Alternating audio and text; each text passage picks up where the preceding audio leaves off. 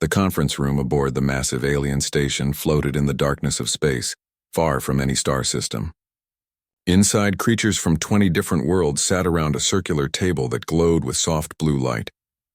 They had gathered to discuss something that made many of them nervous. Earth had applied to join their alliance, and now they had to decide what to do about the humans. Ambassador Velix adjusted his position on the heated seat designed for his species. His scales shimmered from green to purple as he felt anxious. He had studied the humans for 3 years, watching their broadcasts and reading their history. Everything he learned made him more worried. The Xanthari people, his people, had survived for millions of years by being careful. They ran from danger. They hid when predators came near. But humans were different. Humans were the predators. Krina, his young assistant, sat beside him with her feathers puffed up. She kept looking at the datapad in her clawed hands. The information there showed pictures of humans smiling, and every time she saw those exposed teeth, her hearts beat faster. In her world, showing teeth meant one thing: attack. The council leader, an ancient being named Hollow Voice who looked like a floating jellyfish, spoke through a translator device. The words came out in everyone's language at once. "We have delayed this decision for too long. The humans have been waiting. They have shown patience. We must vote soon on their membership." A representative from the Quarvan delegation stood up. His 6 legs clicked on the metal floor. "Patience. They call it patience when they wait 3 months? My people consider a decade to be a rushed decision. These humans move too fast. They think too fast. They are dangerous." Velix watched as other council members made gestures of agreement. Some changed colors. Others released scents into the air that his translator interpreted as fear and uncertainty. He understood their concerns because he shared them. Every species in this room had evolved from prey animals. They had developed big brains to outwit the creatures that hunted them. Their eyes sat on the sides of their heads so they could watch for danger from all directions. Their bodies were built for running, hiding, or blending into their surroundings. But humans had eyes that faced forward like a hunter tracking prey. Their bodies were built for chasing, for throwing, for grabbing. They ate meat. Their teeth could tear flesh. Worse than all of that, they smiled with those teeth showing, and they seemed to think it was friendly. "I have prepared a proposal," Velix said, standing up slowly so he wouldn't startle anyone.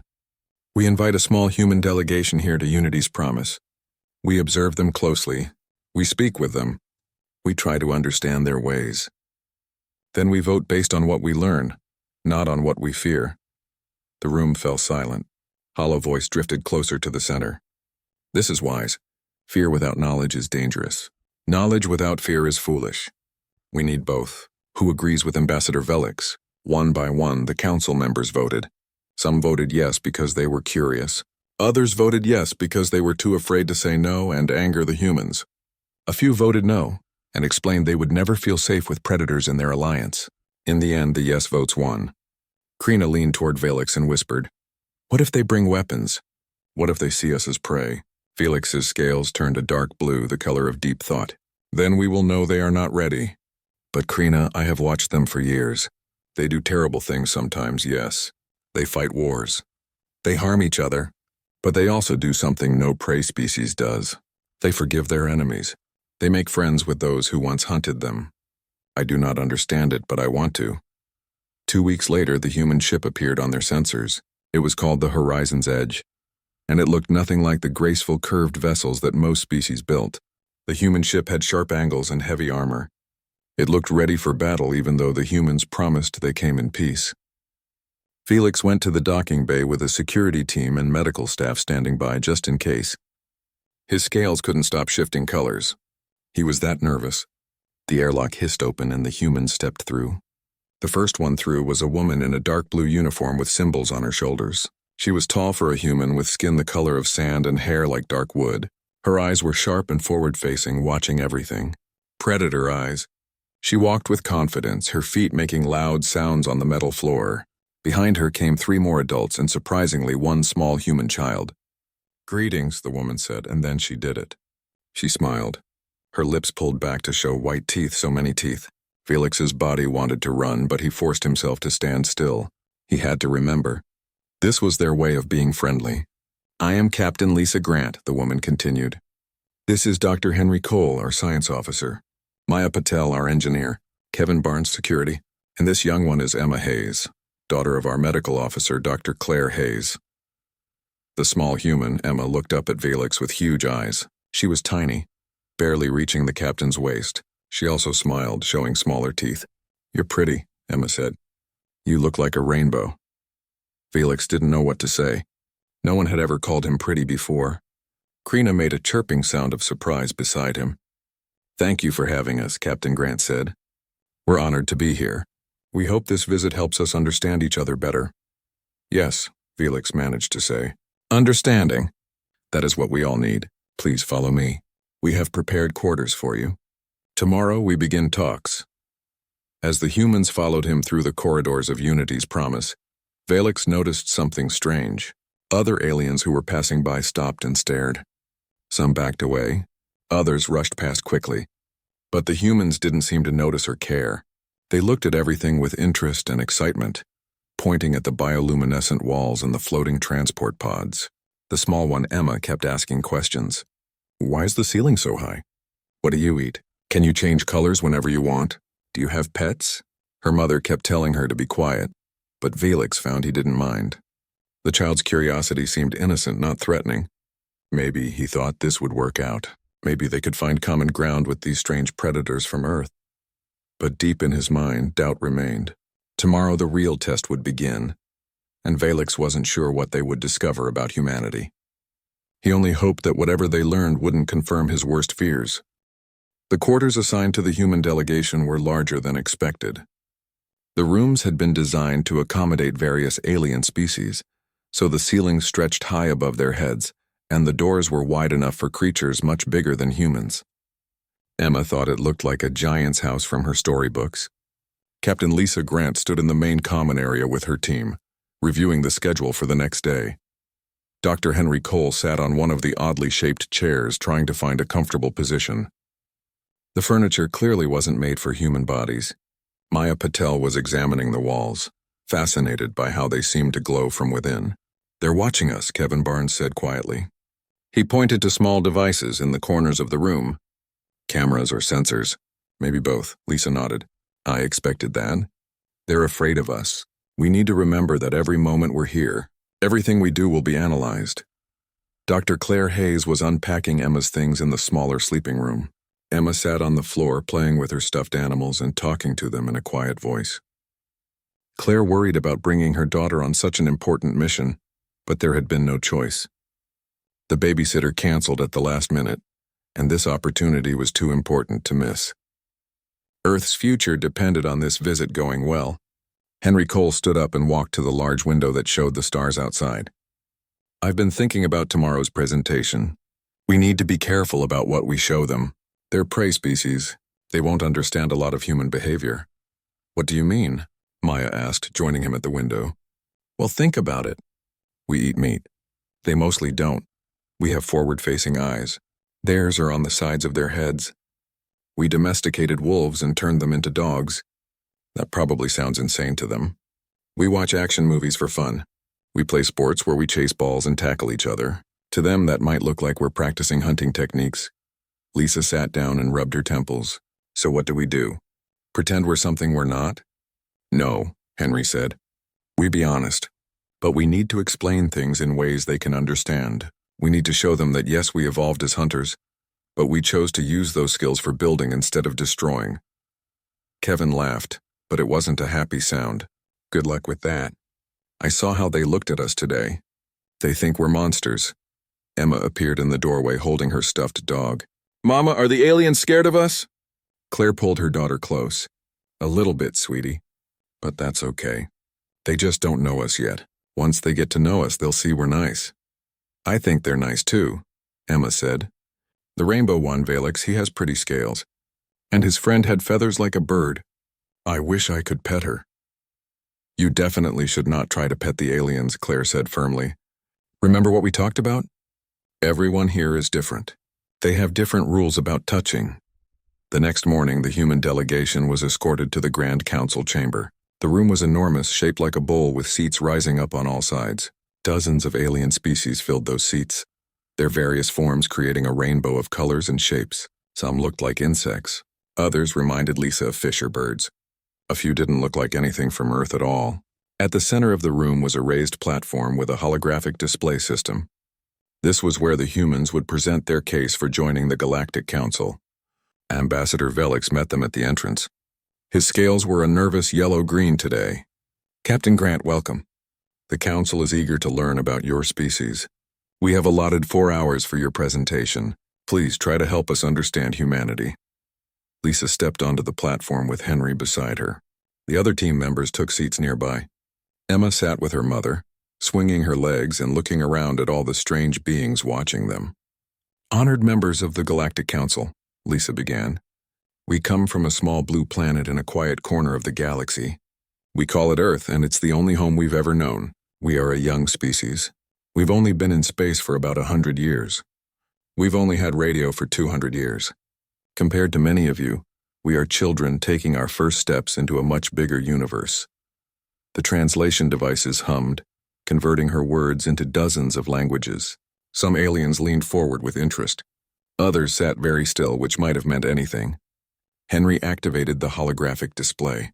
An image of Earth appeared, spinning slowly. It looked beautiful, with blue oceans and green continents and white clouds. Our planet is diverse. It has many different environments. Mountains, deserts, forests, oceans. This diversity created many different forms of life. Millions of species share our world with us. He showed images of various Earth animals, butterflies and elephants, fish and birds, trees and flowers. The alien audience seemed to relax a little. These things looked normal to them. Peaceful creatures living their lives. Then Henry showed a video of a lion pride. The big cats lounged in the sun, cubs playing nearby. It looked peaceful until the video showed them hunting. The lioness chased down a zebra with incredible speed and power. The reaction in the chamber was immediate. Several aliens made sounds of distress. Some turned away. Others stood up as if ready to flee. Felix's scales flashed bright red. "Wait," Henry said quickly. "Please understand. We're not showing you this to upset you. We're showing you because this is reality on Earth. Predators and prey live together. They balance each other. Neither can exist without the other." A voice came from the seats above. "Why would you show us such violence? Do you enjoy watching creatures die?" Lisa stepped forward. "No. We show you this because we want you to understand where we come from. Yes, predators exist on our world. We evolved in a world with predators. But here's what makes humans different. We didn't just survive the predators. We learned from them. We studied them. And eventually we befriended some of them." "Impossible," another alien said. "Predators cannot be friends." Maya Patel stood up. "But they can. That's what makes humans special. We found ways to communicate with other species. We formed partnerships. A human and a dog can understand each other, trust each other, love each other, even though one is a predator and one used to be prey." The council chamber erupted in discussions. Aliens talked to each other in their various languages, their voices mixing into a strange chorus of sounds. Some seemed curious. Many seemed skeptical. A few seemed frightened. Emma tugged on her mother's sleeve. "Mama, can I show them Buddy?" Claire looked at the small robotic dog Emma had brought with her. "Sweetie, I don't think now is the right time." But Emma was already standing up, holding Buddy in her arms. The little robot dog was about the size of a real puppy, with soft synthetic fur and bright glass eyes. Emma had received it as a gift from her father before he died, and she took it everywhere. "Please," Emma said, louder than she meant to. Her voice carried in the large chamber, and suddenly everyone was looking at the small human child. Velix raised a hand and the room fell quiet. "The young one wishes to speak?" Lisa wanted to say no, but Emma was already walking onto the platform holding Buddy. Claire stood up, ready to grab her daughter, but Henry touched her arm and shook his head. "Let's see what happens," he whispered. Emma stood in the center of the platform, looking up at all the aliens watching her. She wasn't scared. She thought they were interesting. "Hi," she said. "My name is Emma, and this is Buddy. He's a robot dog. My daddy made him for me." She pressed a button and Buddy came to life. His tail wagged. His eyes lit up. He made a small barking sound that echoed in the quiet chamber, and Emma could have sworn she heard several aliens gasp in fear. The small bark from Emma's robot dog sent a wave of panic through the council chamber. At least a dozen aliens stood up quickly. their bodies tense and ready to run. Krina's feathers stood straight up, making her look twice her normal size. Even Velix, who had tried so hard to stay calm around the humans, felt his scales flash warning colors without his control. Emma didn't notice the fear she had caused. She was too busy demonstrating what Buddy could do. She pressed another button and the robot dog sat down. Then she made him roll over. "See, he's a good boy. He does tricks." Ambassador Velix forced himself to approach the platform. His legs felt stiff, but he made them move. "Young Emma," he said gently, "what is this creature? Why does it make that sound?" "It's a bark," Emma explained happily. "Dogs bark. It's how they talk. Buddy is pretending to be a real dog, but he's made of metal and computer parts. My daddy programmed him before he went to heaven." The translator devices struggled with some of Emma's words, especially heaven, but the meaning came through. This small human carried a mechanical representation of a predator animal, and she treated it like a toy. More than that, she loved it. They could hear the affection in her voice. Dr. Claire Hayes finally made it to the platform and gently took Emma's hand. "I'm sorry, Ambassador. My daughter didn't mean to interrupt. She's only 6 years old. She doesn't understand the seriousness of this meeting." "On the contrary," said Hollow Voice, the ancient jellyfish-like being who led the council, "perhaps the child understands better than we do. She shows us truth without decoration. She loves this mechanical predator. This tells us much about humans." "It's not a predator," Emma said, confused. "It's a puppy. Puppies are nice. They play and cuddle and protect you. My daddy said that dogs are man's best friend." A representative from the Corvin delegation clicked his mandibles together. "Best friend? You befriend the creatures that hunt? This makes no sense. How can a hunter and its prey be friends?" Captain Lisa Grant stepped forward, helping Claire guide Emma back to her seat. "That's exactly what we're trying to explain.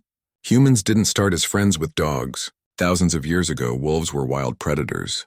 They hunted in packs. Sometimes they competed with humans for food.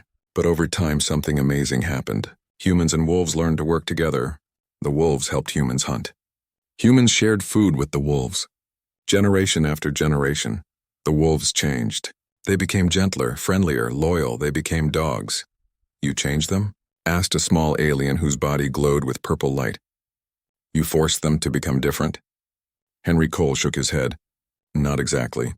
It was a choice on both sides. The wolves who were friendlier to humans had more food, safer places to sleep, protection. They had more babies. Those babies were also friendly. Over thousands of years, this created dogs. They chose to be with us and we chose to be with them." Maya Patel brought up new images on the holographic display. Pictures of dogs doing various things. Guide dogs helping blind people. Search and rescue dogs finding lost hikers. Therapy dogs comforting sick children in hospitals. Dogs playing fetch in parks. Dogs sleeping on couches. Dogs being part of human families. "These are all predators?" Krina asked, her voice shaking slightly. "They look so different from each other." "Humans bred them for different purposes," Maya explained. "Some dogs are big and strong, good for guarding.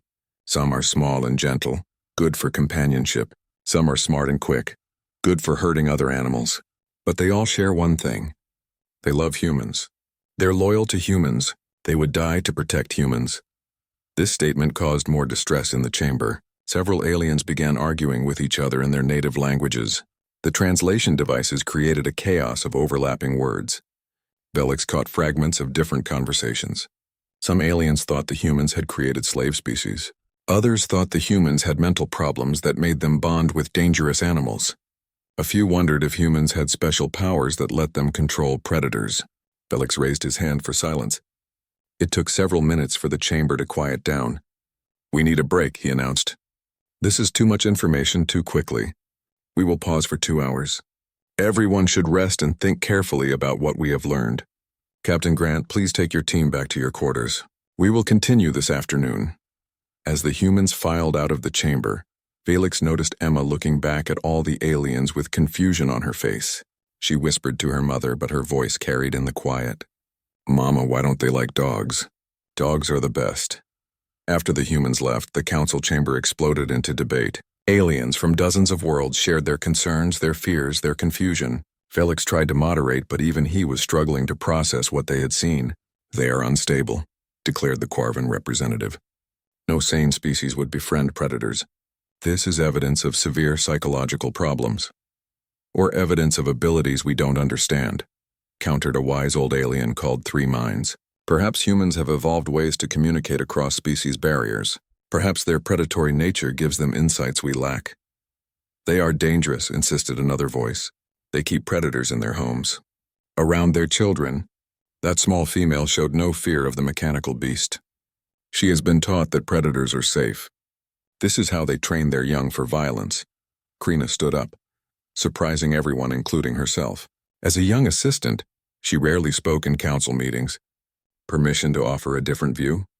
She asked nervously. Velix nodded encouragingly. Speak, Krina. I have been watching the humans closely, especially the child. She doesn't act like a predator. She acts like us when we're young, curious, playful, innocent. The mechanical dog, Buddy, didn't hunt anything. It performed tricks. It made her happy. What if the humans really have found a way to turn predators into something else? Something safe? Nothing with teeth like that can be safe, someone argued. Dogs have teeth, Krina continued, gaining confidence. But in all the images we saw, were any humans hurt? The dogs were near children, near elderly humans, near sick humans. If they were truly dangerous predators, why didn't they attack the weakest prey? This question made several council members pause and think. Felix felt a small spark of hope. Maybe there was something here they were missing. Maybe humans really were different in ways they couldn't yet understand. During the break, the human team gathered in their quarters. Emma was upset because she thought she had done something wrong. Claire hugged her daughter and told her it wasn't her fault. The aliens just don't understand dogs yet, sweetie. They've never seen anything like them. But dogs are so normal, Emma said, tears in her eyes. Everyone has dogs. Everyone on Earth, Henry corrected gently. But we're not on Earth anymore. We're meeting people from other worlds, and their worlds are very different from ours. They don't have dogs. They don't have any animals like dogs. Kevin Barnes paced back and forth, frustrated. This isn't going well. They think we're crazy or dangerous or both. Maybe we should just give up and go home. No, Lisa said firmly. We don't give up. Yes, they're scared. Yes, they don't understand. But that's exactly why we need to keep trying. If we leave now, they'll never understand humans. They'll always see us as threats. We have to find a way to bridge this gap. Maya was at her datapad reviewing the council's reactions. The problem is they have no reference point. Every species in that chamber evolved as prey. They survived by running, hiding, camouflaging. We survived by hunting, by cooperating, by turning enemies into allies. These are completely opposite survival strategies. How do we explain our strategy to people who have never experienced it? We show them, Henry said slowly. Not just with words and pictures. We show them real interaction. We show them that humans can be gentle, that we can be trusted, that our predatory instincts don't make us monsters. How? Claire asked. Henry looked at Emma, who was playing quietly with Buddy in the corner. I think our youngest team member already showed us the way. Emma wasn't trying to impress anyone or prove anything. She just shared something she loved. She was genuine. Maybe that's what we need. Less formal presentations and more genuine human behavior. Lisa thought about this. It was risky. The more natural they acted, the more they might accidentally scare the aliens. But maybe Henry was right. Maybe authenticity was the only way to build real trust. When the council reconvened after the break, the atmosphere felt different. Heavier, more tense. Felix could see it in the way aliens positioned themselves in their seats, leaning away from the central platform where the humans would stand. Some had moved to seats farther back. Others had brought additional guards. Captain Lisa Grant noticed it too. She glanced at her team and gave them a look that said, "Be careful." They were walking on thin ice, and one wrong move could shatter everything. We would like to continue learning about human culture, Felix said, his voice formal and careful. But perhaps we should focus on less disturbing aspects. Your art, your music, your philosophy, things that show us who you are without showing us what you eat or what creatures you keep. Henry Cole nodded. Of course. We understand your concerns. Let me show you something beautiful from our world. He activated the holographic display, and images of Earth's landscapes filled the air. Mountains touching clouds, oceans stretching to horizons, forests thick with green life, deserts painted in shades of gold and red. Our planet has inspired us for thousands of years, Henry explained. We create art based on what we see. We write poems about the sunrise. We compose music that sounds like rain or wind. We build structures that echo the shapes of mountains and trees. The aliens relaxed slightly. This was better. This was the kind of thing they expected from an intelligent species. Appreciation for beauty, connection to nature. These were universal values. Maya Patel took over, showing examples of human architecture, buildings that spiraled up like seashells, bridges that curved like rainbows, cities that sparkled with lights at night. We try to balance our need for shelter with our love for the natural world, she said. We build, but we try to build in harmony with our environment. Kevin Barnes almost laughed at that statement but caught himself. Earth's environmental record wasn't perfect. Humans had done plenty of damage to their planet. But he understood what Maya was doing. She was showing the ideal, the goal, even if humans didn't always reach it. Then Henry made a mistake. He was talking about human curiosity, about how humans love to explore and discover. He brought up an image to show Earth's biodiversity, to demonstrate how many different life forms humans had cataloged and studied. But the image he chose was from a nature documentary. It showed an ocean scene, fish swimming in colorful coral reefs. It looked peaceful for a few seconds. Then a shark appeared. The great white moved through the water with terrifying grace. Its mouth opened, showing rows of sharp teeth. It caught a seal in those jaws and the water turned red. The reaction was instant and dramatic. At least 20 aliens stood up and rushed toward the exits. Some made sounds of pure terror. Others went completely silent, which might have been even worse. Krina fell backward off her seat, her feathers spreading wide in a fear display. "Stop," Felix shouted. "Turn it off." Henry fumbled with the controls, his face pale. The holographic display went dark. "I'm sorry. I didn't mean to show that part." The documentary, it just continued automatically. "I'm so sorry, but the damage was done. Half the council chamber was empty now." Those who remained looked at the humans with suspicion and fear. Some guards moved closer to the platform, their hands on weapons that the humans hoped they would never see fired. Hollow voice floated down from the upper seats. The ancient being's translucent body pulsed with colors that the translator interpreted as disappointment and concern.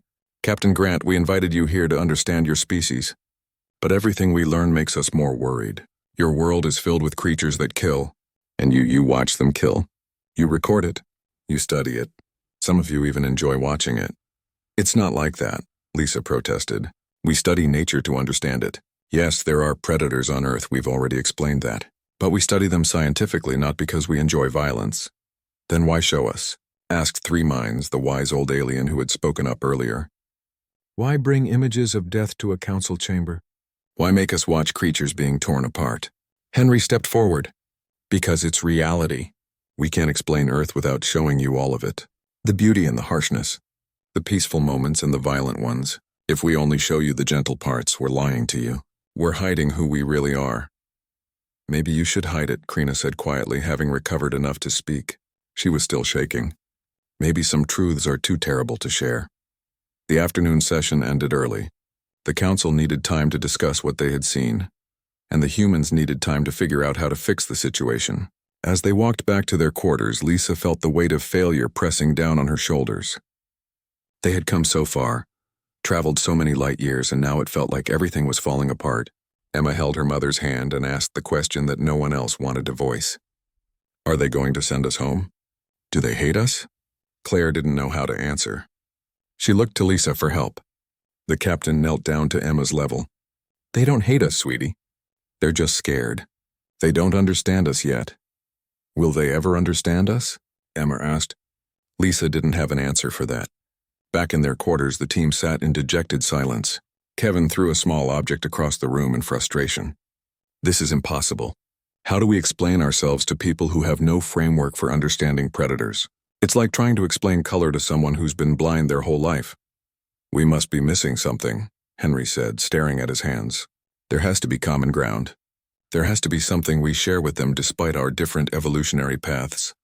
Maya was reviewing the data from the council sessions. "Look at the voting patterns. Not everyone is completely against us." Three Minds asked questions instead of just condemning us.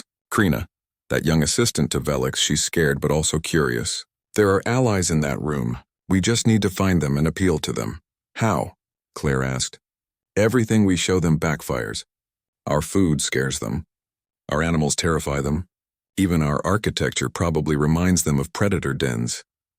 Emma had been playing quietly in the corner with Buddy, but now she spoke up. Can I go play outside? There is no outside, Claire said automatically. We're on a space station. I mean in the other room. The big one with the window where I saw other kids yesterday. Claire's eyes widened. What other kids? You saw alien children? Yesterday when we first got here, while you were all talking to Ambassador Velix. I saw little aliens playing in a room down the hall. They had toys and games. One of them waved at me.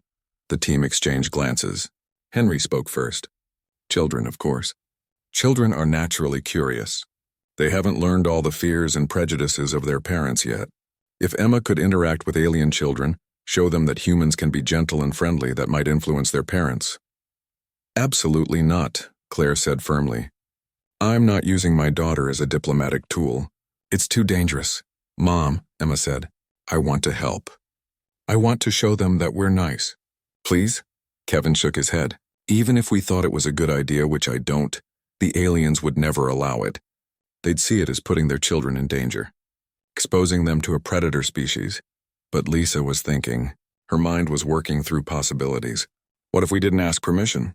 What if Emma just happened to wander into a public area where alien children play? What if it looked like an accident? That's manipulative, Claire said. Yes, Lisa admitted, it is. But we're running out of options. Tomorrow the council votes on whether to continue these talks or send us home. If they send us home, Earth loses its chance to join the galactic community, maybe forever. Is your daughter's innocence and genuine kindness manipulative? Or is it the truth about humanity that we've been failing to communicate? Claire looked at Emma, who was watching the adults with serious eyes. At 6 years old, Emma didn't fully understand the weight of what was happening, but she knew it was important. She knew her mother was worried. She knew the nice aliens with scales and feathers were afraid for reasons she didn't understand. I want to help, Emma repeated. I'm not scary. I can show them. Claire closed her eyes and took a deep breath. Every instinct told her to protect her daughter, to keep her safe, to not use her as a political tool. But another part of her, the part that believed in what they were trying to accomplish here, wondered if Emma might be right. Maybe a child's perspective was exactly what they needed. The next morning started badly and got worse. Ambassador Velix arrived at the human quarters earlier than scheduled, his scales flashing colors that meant urgency and distress. With him came 3 security officers and Krina, who looked like she hadn't slept. Captain Lisa Grant met them at the door, immediately sensing trouble. Ambassador, what's wrong? We need to speak with your entire delegation, Velix said, his voice tight. Now. Within minutes, all the humans gathered in the common area. Emma sat close to her mother, holding Buddy and sensing the tension in the room even if she didn't understand it. Velix positioned himself near the door, as if he might need to escape quickly. Last night, the council held an emergency session. Many members wanted to vote immediately to reject Earth's application. I convinced them to wait, to give us one more conversation. But Captain Grant, you must understand how serious this situation has become. What happened? Henry asked. What changed between yesterday and today? Krina stepped forward, her claws tapping nervously on her datapad. After your presentation, several council members did additional research on human culture. They looked at your entertainment media, your history, your children's stories. What they found disturbed them greatly. She activated a holographic display that showed images from Earth. Fairy tales with wolves and witches, action movies with explosions and fights, video games where players hunted monsters, sports where humans tackled each other, toy weapons that children played with, images of Halloween costumes showing fangs and claws. This is what you show your children, Krina said, her voice shaking. Violence, hunting, predation. Your young ones play games where they pretend to kill. They dress up as monsters. They read stories about creatures that eat other creatures. You are teaching them that violence is normal, that hunting is acceptable, that being a predator is something to celebrate. Lisa felt her stomach drop. You're misunderstanding. Those are just stories, fantasy, games, they're not real. But why would you expose children to such things? Velix asked. On my world, on most worlds represented in the council, we teach our young to avoid danger, to fear predators, to run from threats. You teach your young to embrace these things, to pretend to be the threats. This suggests a species-wide psychological condition that we cannot ignore. Maya tried to explain. It's called imagination. Humans use stories to explore ideas safely. Children play pretend to learn about the world. The toy weapons are just plastic. The monsters in the stories aren't real. It's all make-believe. Make-believe, Three Minds said, entering the room. The old alien had been listening from the doorway. An interesting concept. You create false realities where violence is acceptable, where being a predator is heroic. And you wonder why we are concerned? Henry stood up, frustration breaking through his usual calm demeanor. You're looking at everything through your own lens. Yes, humans tell stories about conflict, but we also tell stories about peace, about friendship, about love. You're cherry-picking the violent parts and ignoring everything else. We are trying to understand, Felix said, but you must see how this looks to us. Even your definition of love involves behaviors that seem predatory. You catch someone's eye. You hunt for a partner. You consume media. Your language itself is filled with predatory metaphors. Kevin Barnes laughed, but it was a bitter sound. So what? We should change our entire language to make you comfortable? Pretend we're something we're not. Perhaps yes, said a new voice. Another alien entered, one they hadn't seen before. She was tall and crystalline, her body refracting light into rainbow patterns. I am Judge Crystalheart, and I have been asked to evaluate humanity's psychological fitness for galactic society. Based on what I have seen, I must recommend rejection of Earth's application. The room fell silent. Emma looked up at her mother with confused eyes. What does that mean? Claire hugged her daughter. It means they don't want us to join their group. Why not? We're nice. Judge Crystalheart's attention focused on Emma. Little human, may I ask you a question? Emma nodded, a bit scared but trying to be brave. What is that object you are holding? Emma held up Buddy. This is my robot dog. His name is Buddy. My daddy made him for me. And what is a dog? Dogs are animals from Earth. They're fluffy and nice and they love you. Buddy is pretend, but real dogs are even better because they're warm and soft and they lick your face. Crystalheart moved closer, and Emma's mother tensed but didn't interfere. This dog, it has teeth, yes? Yes, all dogs have teeth. And claws? Yes, but they don't use them to hurt people. They use them for digging and playing. But they could hurt people if they wanted to. Emma thought about this. I guess so. But they don't want to. Dogs love people. They protect people. My friend Zoe has a big dog named Max, and Max is super gentle. He lets Zoe's baby brother pull his tail and ears, and Max just sits there and doesn't do anything. You have a friend who keeps a predator near an infant? Crystalheart's voice rose. This is exactly what concerns us. You expose your most vulnerable to danger and call it normal. It's not danger, Emma insisted, getting upset. Max would die before he let anyone hurt that baby. That's what dogs do. They protect their family. Lisa decided to intervene. Judge Crystalheart, with respect, you're making judgments about humanity based on fear, not facts. Yes, dogs are descended from predators. Yes, they have teeth and claws. But thousands of years of living with humans have changed them. They're not wild animals. They're companions, partners, family members. You say this, but can you prove it? Crystalheart challenged. Can you show us a human and a dog together in reality, not just images that could be manipulated? The humans looked at each other. They hadn't brought any real dogs on the mission. It would have been impractical. Dogs needed space to run, food, veterinary care. A long space journey was no place for a living animal. We don't have a real dog here, Henry admitted. But we have thousands of years of history showing humans and dogs living together peacefully. History written by humans, Felix pointed out. Perhaps biased. This is impossible, Kevin said angrily. You've already made up your minds. Nothing we say or show will change how you see us. Krina surprised everyone by speaking up. That's not true. Some of us want to understand. But you must see it from our perspective. Every instinct we have says that predators are dangerous. Trusting them means death. You're asking us to go against millions of years of evolution. And we're asking you to consider that evolution isn't destiny, Maya replied. Humans evolved as hunters, yes, but we chose to use those skills for more than killing. We hunt knowledge. We pursue dreams. We chase solutions to problems. Our predatory nature isn't about violence. It's about focus, determination, persistence. Three Minds made a sound that the translator interpreted as thoughtful consideration, an interesting perspective.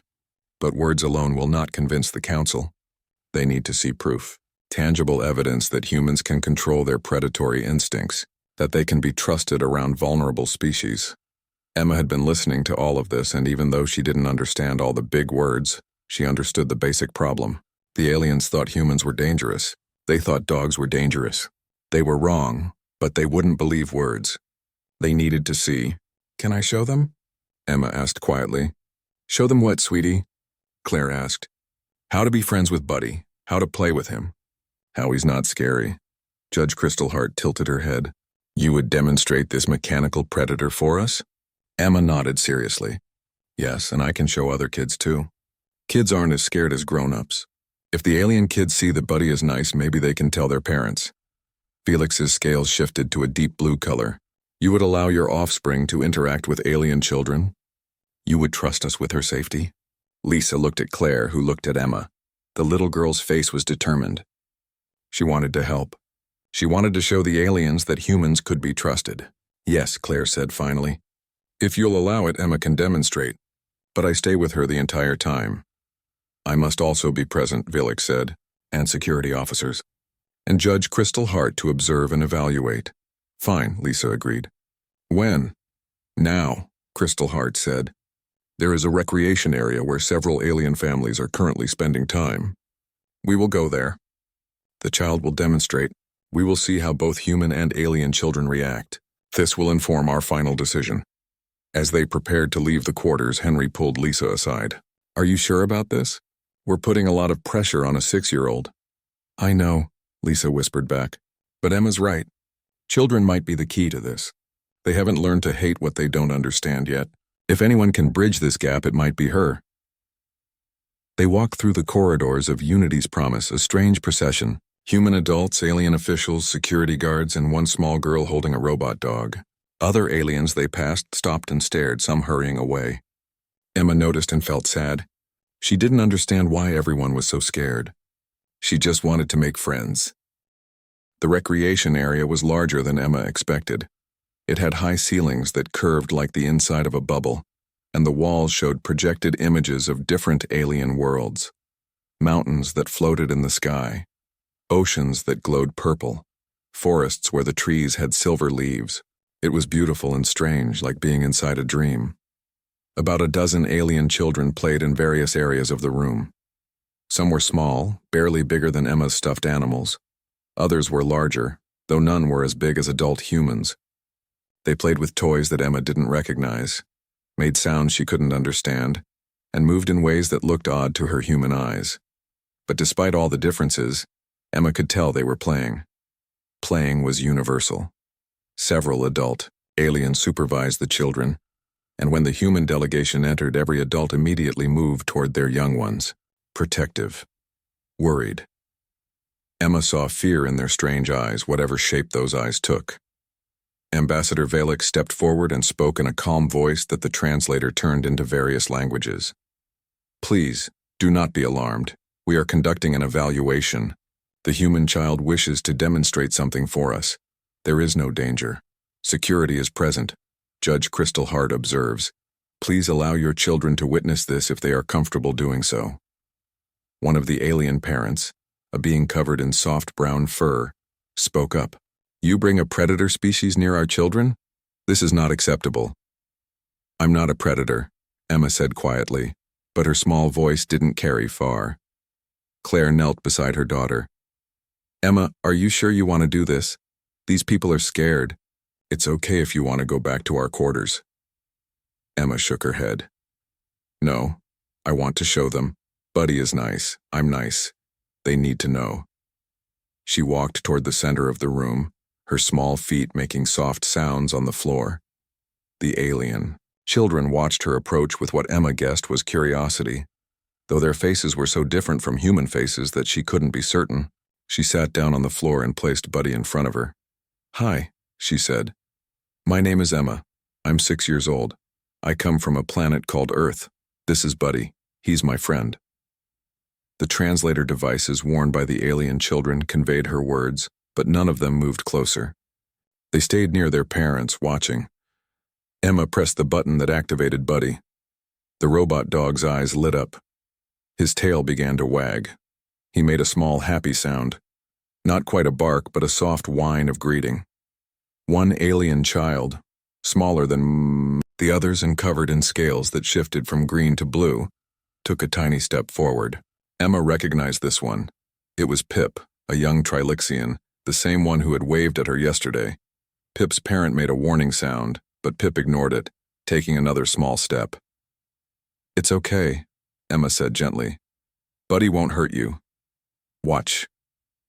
She demonstrated Buddy's tricks. She told him to sit, and he sat. She told him to lie down, and he did. She told him to roll over, and he rolled onto his back, his synthetic tail still wagging. Then Emma did something that made several adult aliens gasp. She reached out and rubbed Buddy's belly. "This is his favorite," Emma explained. "Dogs love belly rubs. It makes them happy." Pip moved closer, fascinated. The small Trilixian made a musical sound that the translator interpreted as a question. "Does it feel nice?" "For him, yes, for me too. Petting Buddy makes me feel calm when I'm sad or scared."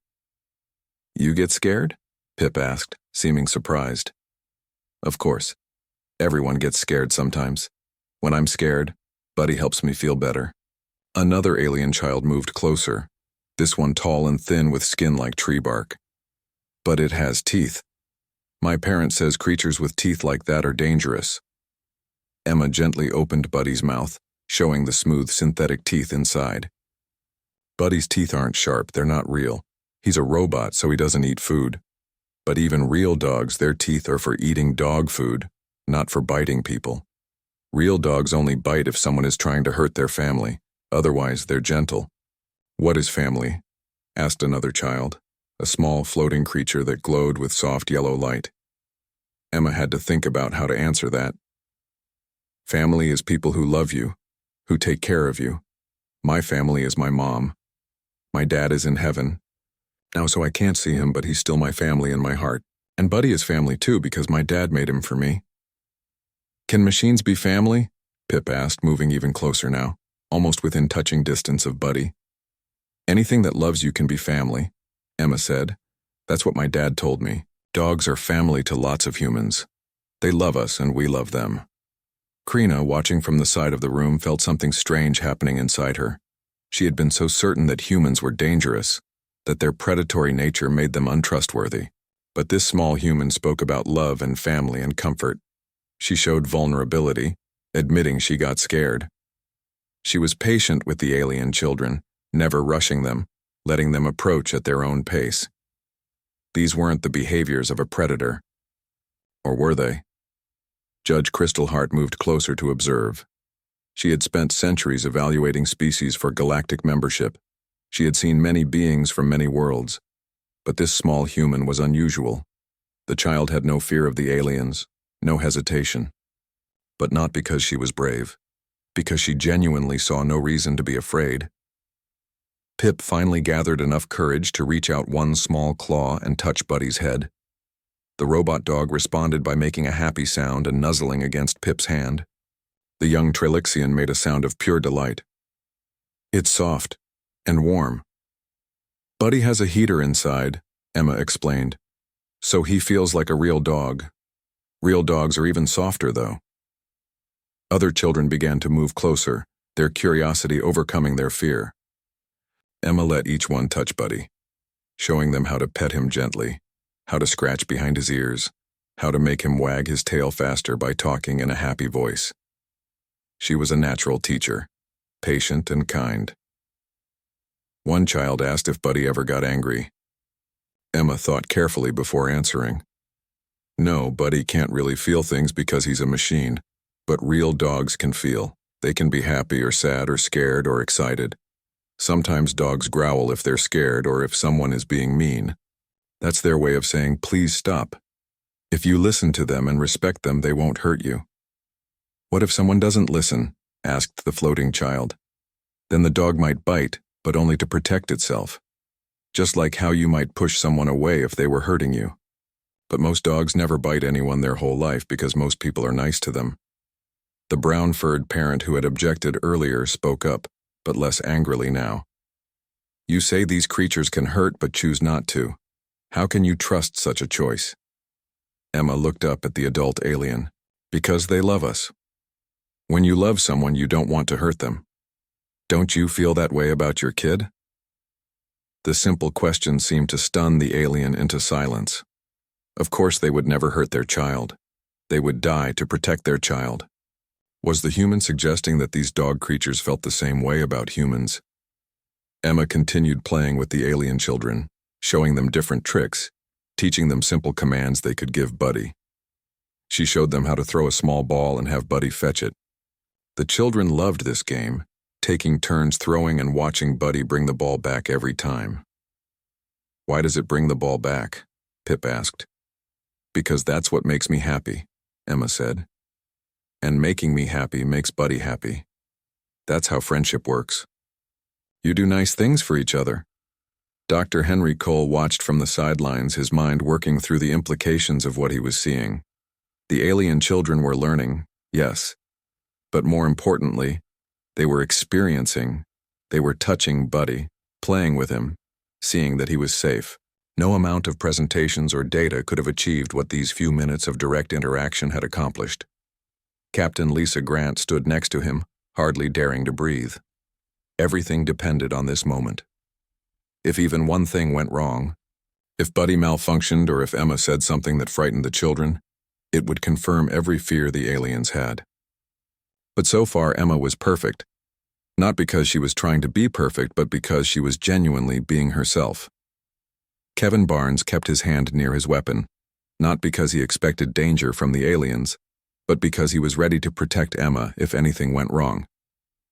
But as minutes passed and he watched alien children laugh and play with the little robot dog, he felt his tension begin to ease. Maya Patel was recording everything on her data pad, capturing every moment. This footage would be analyzed by the council. It had to be perfect, and incredibly it was. Emma's natural kindness was humanity's best argument. After about 20 minutes, one of the alien parents cautiously approached. It was Pip's parent, the one who had warned Pip earlier. My child seems to trust this machine, and to trust your child. I do not understand how this is possible. Every instinct tells me that predators cannot be trusted. Claire stepped forward, standing protectively near her daughter, but trying to be diplomatic. Then maybe your instincts are incomplete. Maybe there are kinds of relationships that your species hasn't experienced. Humans and dogs have been partners for 15,000 years. 15,000 years of trust, loyalty, and love. That's not instinct, that's choice. Every day, for hundreds of generations, dogs and humans chose each other. But why? Pip's parent asked. Why would a predator choose to be? The alien children didn't want Emma to leave.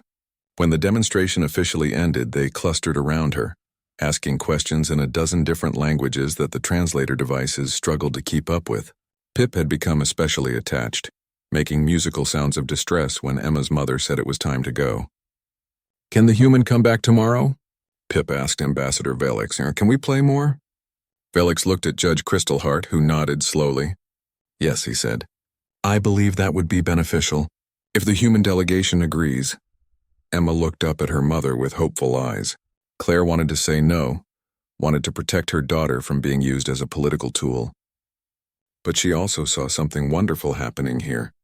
Barriers were breaking down. Fear was being replaced with curiosity. Maybe this was exactly what both species needed. We agree, Captain Lisa Grant said before Claire could object. Emma can spend time with the children tomorrow. With supervision, of course. As the human delegation walked back to their quarters, accompanied by Ambassador Velix and Krina, the mood felt different, lighter. The aliens no longer walked with their bodies tense and ready to flee. Velix's scales showed colors of cautious optimism. Krina's feathers lay flat instead of puffed up in constant fear. That was remarkable, Velix said as they walked. I have never seen anything like it. The children overcame their instincts so quickly. And your daughter, she has a gift for communication. She's just being herself, Claire said. That's the real Emma. She's curious and kind and patient. Most human children are like that given the chance. Krina spoke up hesitantly. But human children also play rough games, yes? We have seen videos of your young ones pretending to fight, chasing each other, playing with toy weapons. How do we reconcile gentle Emma with those behaviors? Dr. Henry Cole answered. Because both are true. Human children can be gentle and rough, quiet and loud, peaceful and energetic. We contain multitudes, as one of our poets once said. The key is teaching children when each behavior is appropriate. Emma knows how to be gentle with younger children or with animals. She also knows how to run and play and compete. These aren't contradictions. They're different aspects of being human. Your species is very complex, Felix observed. This makes you difficult to understand but also fascinating. They reached the human quarters, but before the aliens left, Judge Crystal Hart appeared. She had followed them from the recreation area, apparently deep in thought. I need to speak with all of you, she said. What I witnessed today has challenged my understanding of predator species. They gathered in the common area. Emma, tired from all the excitement, curled up on a chair with Buddy in her arms, half listening to the adults talk. Crystal Hart's body shifted through different colors as she spoke, each color representing different emotions that the translator interpreted. I have evaluated hundreds of species for galactic membership. I thought I understood the categories. Prey species, predator species, omnivores, scavengers. Each type has predictable behaviors, but humans do not fit any category cleanly. We're omnivores, Maya Patel said. We eat both plants and meat. No, Crystal Hart said firmly. You misunderstand. I'm not speaking of diet. I am speaking of social behavior. Prey species survive through caution, through hiding, through cooperation among their own kind. They rarely trust outsiders. They see difference as danger. But humans, despite being predators, show social behaviors we associate with prey species. You cooperate across tribal lines. You trust outsiders. You actively seek to understand those different from you. This should not be possible. Why not? Kevin Barnes asked. Because predators are supposed to be solitary or operate in small family groups. They compete with other predators. They defend territory. They do not build alliances with potential rivals. Yet humans have done exactly this throughout your history. You have built massive cooperative societies, including billions of individuals from different genetic lines, different cultures, different belief systems. How? Henry leaned forward, excited by this line of thinking. Maybe it's because we were both predator and prey. Yes, humans hunted, but we were also hunted. We weren't the strongest or fastest or most dangerous predators on Earth. We were somewhere in the middle, so we learned to cooperate on a massive scale. We formed tribes, communities, nations. We found strength in numbers and diversity. And this explains the dogs? Felix asked. You cooperated with other predators because you needed allies? Partly, Henry said. But it became more than that. Once we learned we could communicate with and trust wolves, we realized we could do the same with other species. We domesticated cats to help control pests. We partnered with horses for transportation.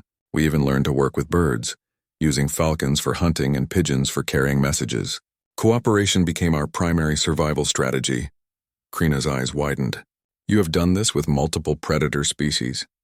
Not just dogs? Yes, Claire said. Dogs are the most successful example, but there are others. And we've also domesticated prey animals, sheep, cows, chickens. We protect them, feed them, care for them. In return, they provide wool, milk, eggs, and yes, sometimes meat. But humans who work with animals often form bonds with them. They give them names, talk to them, feel sad when they die. This is the part I struggle to understand, Crystal Hart admitted. You form emotional bonds with creatures you also consume? This seems contradictory. Emma, who had been quietly listening, spoke up. Not all humans eat meat. My friend Casey at school doesn't eat any animals because she says it makes her sad, but she still likes dogs and cats and all animals. Different humans make different choices. The simple statement from the child seemed to impact Crystal Hart deeply. Different humans make different choices, she repeated slowly. Yes, I think this is what I have been missing. With most species, individual behavior is predictable based on species characteristics. But with humans, individual choice seems to override species programming. Some humans eat meat, others do not. Some humans keep dogs, others prefer cats or no pets at all. Some humans are aggressive, others are peaceful. Your species contains enormous variation. That's called diversity, Lisa said. And yes, humans are very diverse. But we're trying to build systems where that diversity is a strength, not a weakness. Where different individuals with different skills and perspectives can work together toward common goals. Like this mission, Velix observed. You have scientists, engineers, military personnel, medical staff, and even a child. Each contributes differently. Exactly, Lisa said. Emma contributed something today that none of us adults could have. She showed your children that humans can be trusted because she is genuinely trustworthy. There was no calculation in her kindness, no ulterior motive. She just wanted to play and make friends. Crystal Heart turned to Emma. Small human, may I ask you something? Emma nodded sleepily. Were you afraid of the alien children? Emma thought about this. A little bit at first. Because they looked different and I didn't know if they would like me. But then I remembered what my dad told me. He said that everyone wants the same things. To be safe, to be happy, to have friends. So even if someone looks different, they probably want the same things you want. And he was right. Pip and the others just wanted to play and have fun, same as me. Your father sounds like he was wise, Crystal Heart said. He was the best daddy in the whole universe, Emma said, her eyes filling with tears. I miss him every day, but he gave me Buddy so I would always have someone who loved me, even when he couldn't be there anymore. The room fell silent. The aliens didn't fully understand the human concept of death and grief, but they could feel the emotion in Emma's words. They could see the way her mother held her close, the way the other adults looked at her with sadness and compassion. Krina made a soft sound. This is also part of being human? This deep feeling for those who are gone? Yes, Claire said quietly. Humans grieve. We feel loss deeply, but we also remember love just as deeply. Emma's father died 2 years ago, but his love for her continues through Buddy, through memories, through the lessons he taught her. In my species, Velix said slowly, when one dies, they are quickly forgotten. It is too painful to remember. Better to move forward. We can't forget, Claire said. Our memories of loved ones are precious. They shape who we are. Emma is brave and kind partly because her father was brave and kind. His influence continues even though he's gone. Three minds, who had been standing quietly in the doorway for several minutes, spoke up. I begin to understand. Humans are complex not despite their predatory nature, but because of it. You evolve to pay close attention to other beings, to read their behavior, to predict their actions. You use these skills to hunt, yes, but you also use them to communicate, to empathize, to build relationships. Your predatory traits became social traits. That's a good way to put it, Henry agreed. We hunt for knowledge, for understanding, for connection. Our instincts to stalk and chase get channeled into scientific research, artistic creation, problem solving. And love, Emma added sleepily. We hunt for love. The adult smiled at this. The child's simple wisdom cut through all the complex explanations. The council chamber was filled to capacity. Every seat was taken, and more aliens stood in the aisles or floated near the ceiling. Word had spread throughout Unity's promise about the human child, and her demonstration with the mechanical dog. Many who had fled during the previous session had returned, curious despite their fear. Ambassador Velix stood at the center platform, his scales displaying colors of determination and hope. Beside him stood Judge Crystal Heart, her crystalline body refracting the chamber's light into rainbow patterns. Krina stood nearby, no longer hiding behind her mentor, but standing tall with her feathers smooth and calm. The human delegation sat in a designated area. Emma was there too, with Buddy in her lap. She had asked if she could bring him, and after some discussion, the council had agreed. Several alien children sat in a special section nearby, including Pip, who kept looking over at Emma and making happy musical sounds. Hollow Voice, the ancient leader, began the session. We gather today to make a final decision regarding Earth's application for galactic membership. Much has happened since this delegation arrived. We have learned things that challenged our assumptions. We have witnessed behaviors that confused us, and yesterday we saw something that none of us expected. Ambassador Velix, please present your updated assessment. Velix's scale shifted to a confident blue as he addressed the council. Honored members, 3 days ago I stood before you convinced that humans were dangerous. I believe their predatory nature made them unsuitable for our alliance. I was wrong. This statement caused murmurs throughout the chamber. Several aliens made sounds of surprise or disagreement. Velix continued. I was not wrong about humans being predators. They are, but I was wrong about what that means. I have spent my life believing that predators are simple creatures driven by violent instincts, but humans have shown me that predatory traits can be channeled in many directions. Yes, they can be used for hunting, but they can also be used for protection, for cooperation, for building instead of destroying. He activated the holographic display, showing footage from Emma's session with the alien children. The council watched in silence as the small human demonstrated patience, gentleness, and genuine kindness. They saw alien children overcome their fears, reach out to touch the mechanical dog, laugh and play together. "This child is human," Felix said. "She carries the same predatory genetics as all humans. Forward-facing eyes, omnivorous teeth, hands built for grasping and throwing. But watch how she uses these traits. Her eyes focus on the children to understand their emotions and reactions. Her hands move slowly and carefully to avoid startling them. Her voice stays calm and reassuring. These are predatory traits used for connection, not consumption." Judge Crystal Hart stepped forward. "I was asked to evaluate humanity's psychological fitness for galactic society. My initial assessment was negative. I saw evidence of violent entertainment, aggressive language patterns, and the disturbing practice of keeping predatory animals as companions. But after careful observation, I must reverse my assessment." More murmurs, louder now. Crystal Hart waited for silence before continuing. "Humans are not psychologically damaged. They are psychologically unique. They have evolved a form of intelligence that allows them to transcend their base instincts. Yes, they feel aggression. Yes, they have capacity for violence, but they also have capacity for choice. And time after time, generation after generation, humans have chosen cooperation over competition, building over destroying, love over fear." Three minds spoke from the upper seats. But can we trust them? Can we be certain they will continue making these choices? Henry Cole stood up, requesting permission to speak. Hollow voice granted it. "No," Henry said honestly. "You can't be certain. Humans are imperfect. We make mistakes. We have wars. We hurt each other and our planet. We are not claiming to be a perfect species.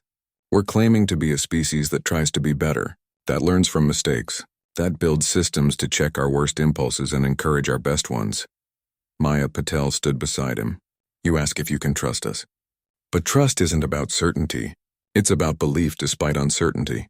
When ancient humans first approached wolves, they couldn't be certain those wolves wouldn't attack. When wolves first accepted food from humans, they couldn't be certain it wasn't poisoned. Trust requires risk. Humans learned that lesson thousands of years ago, and it made us who we are today."